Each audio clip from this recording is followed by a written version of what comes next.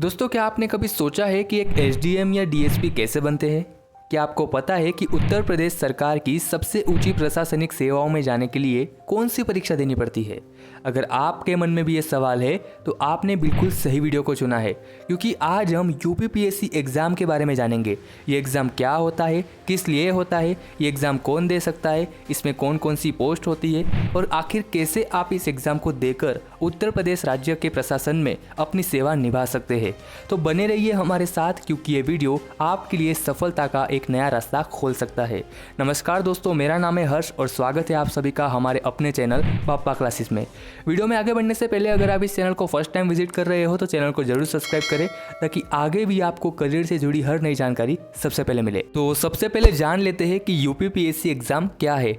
तो जिस तरह कलेक्टर, आईपीएस, आईएएस बनने के लिए जैसे यूपीएससी एग्जाम होती है, तो ठीक उसी प्रकार हमारे उत्तर प्रदेश राज्य में विभिन्न सरकारी पदों पर अधिकारियों की भर्ती के लिए यूपीपीएससी एग्जाम होती है, जिसका पूरा नाम Uttar Pradesh public service commission है और हिंदी में इसे उत्तर प्रदेश संघ लोक सेवा आयोग कहते हैं।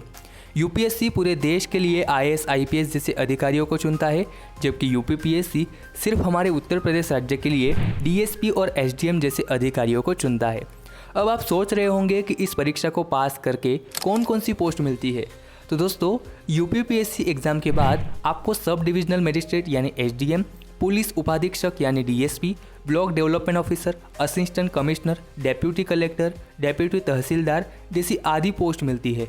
ये सभी पोस्ट बहुत ही प्रतिष्ठित और जिम्मेदार होती है। आइए अब बात करते हैं कि इस परीक्षा के लिए कौन पात्र है या यह परीक्षा कौन दे सकता है। तो इसकी योग्यता बहुत सीधी है दोस्तों, आपके पास किसी भी मान्यता प्राप्त विश्वविद्यालय से स्नातक की डिग्री होनी चाहिए, यानी आपका ग्रेजुएशन कंप्लीट होना चाहिए।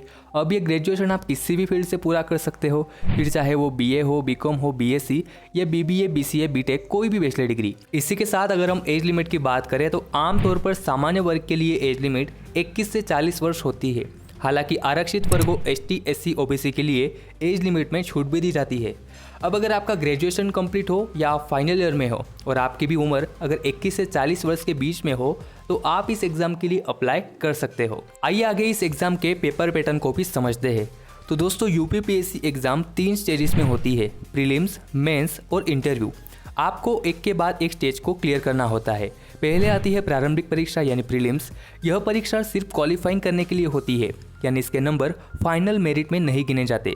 ये एक तरीके से मेंस एग्जाम में जाने के लिए एंट्री लेवल होता है, जो आपको क्लियर करना ज़रूरी होता है। इसमें 200-200 मार्क्स के 2 पेपर होते हैं और दोनों ही पेपर्स बहुविकल्पीय यानी एमसीक्यूज टाइप के होते हैं। दोनों ही पेपरों में नेगेटिव मार्किंग भी होती है, जहां हर गलत उत्तर के लिए 1/3 मार्क्स काटे जाते हैं। पहला पेपर सामान्य अध्ययन 1, इसमें 150 एमसीक्यूज आते हैं और इन्हीं सवालों के नंबर से तय होता है कि आप अगले लेवल में जाएंगे या नहीं। इसलिए ये पेपर में अच्छा प्रदर्शन करना बहुत ज़रूरी है। दूसरा पेपर सीसेट यानी सिविल सर्विस एप्टीट्यूड टेस्ट का होगा। इसमें 100 एमसीक्यूज आते हैं, लेकिन दोस्तों ये पेपर सिर्फ पास करने के लिए होता है। इसमें आपको बस 33% लाने कंपलसरी होते हैं। अगर आप इसमें 33% नहीं ला पाते तो आपका GS1 यानी पहला पेपर भी चेकिंग के लिए नहीं लिया जाएगा, चाहे आपने उसमें अच्छा प्रदर्शन क्यों ना किया हो। तो इसे हल्के में बिल्कुल मत ले, इसमें कम से कम 33% मार्क्स जरूर लाए। अब बात करते हैं मेंस एग्जाम की। तो अगर आप प्रीलिम्स को क्लियर कर लेते हैं तो आप मेंस एग्जाम के लिए एलिजिबल हो, आप मेंस एग्जाम दे पाओगे। ये एग्जाम कम्प्लीटली डिस्क्रिप्टिव टाइप होती है, यानी इन पेपरों में लिखने वाले प्रश्न होते हैं जिनके उत्तर आपको विस्तार से लिखने होते हैं। इसमें कुल 8 पेपर होते हैं। पेपर 1 हिंदी, पेपर 2 निबंध, पेपर 3 से 8 ऐसे टोटल 6 पेपर सामान्य अध्ययन यानी जनरल स्टडीज़ के होते हैं। और ये मेंस एग्जाम दोस्तों आपकी टोटल 1500 मार्क्स की होती है। पहले इसमें वैकल्पिक विषय यानी ऑप्शनल सब्जेक्ट भी हुआ करता था, लेकिन अब उसकी जगह पर उत्तर प्रदेश से जुड़े सामान्य ज्ञान के 2 पेपर शामिल किए गए। अब एक बात का खास ध्यान रखें कि ये मेंस एग्जाम के नंबर ही आपके अंतिम चयन के लिए सबसे ज़्यादा मायने रखते हैं। अब जो उम्मीदवार मुख्य परीक्षा को पास कर लेते हैं उन्हें साक्षात्कार यानी इंटरव्यू राउंड के लिए बुलाया जाता है। इस लेवल में कोई लिखित परीक्षा नहीं होती। यहाँ कुछ विशेषज्ञ आपके आमने सामने बात करते हैं। वो जानना चाहते हैं कि आपकी सोच कैसी है, आपका व्यक्तित्व कैसा है, और क्या आप एक अफसर के तौर पर समाज की जिम्मेदारी संभालने के लिए तैयार है भी या नहीं।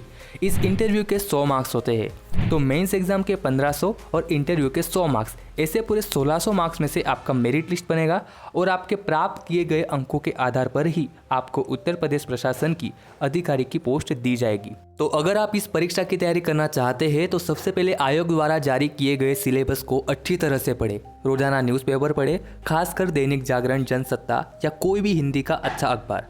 इसी के साथ कक्षा 6 से 12वीं तक की NCERT की किताबें जरूर पढ़ें, यह आपके बेसिक कंसेप्ट को मजबूत करेगी और पिछले सालों के पुराने प्रश्न पत्रों को हल करें, इससे आपको परीक्षा पैटर्न समझने में मदद मिलेगी। तो दोस्तों, यह थी UPPSC परीक्षा के बारे में एक सरल और संक्षिप्त जानकारी। ये एक लंबी और चुनौतीपूर्ण यात्रा है, लेकिन अगर आप मेहनत और लगन से तैयारी करते हैं तो आप निश्चित रूप से सफल हो सकते हैं। अगर ये वीडियो आपको पसंद आई हो तो इसे लाइक करें, अपने दोस्तों के साथ शेयर करें और हमारे इस चैनल बाप्पा क्लासेस को सब्सक्राइब करना ना भूलें। अगर आपके कोई सवाल या सुझाव हो तो हमें कमेंट में ज़रूर पूछें। मिलते हैं अगले वीडियो में, तब तक के लिए हर हर महादेव, धन्यवाद।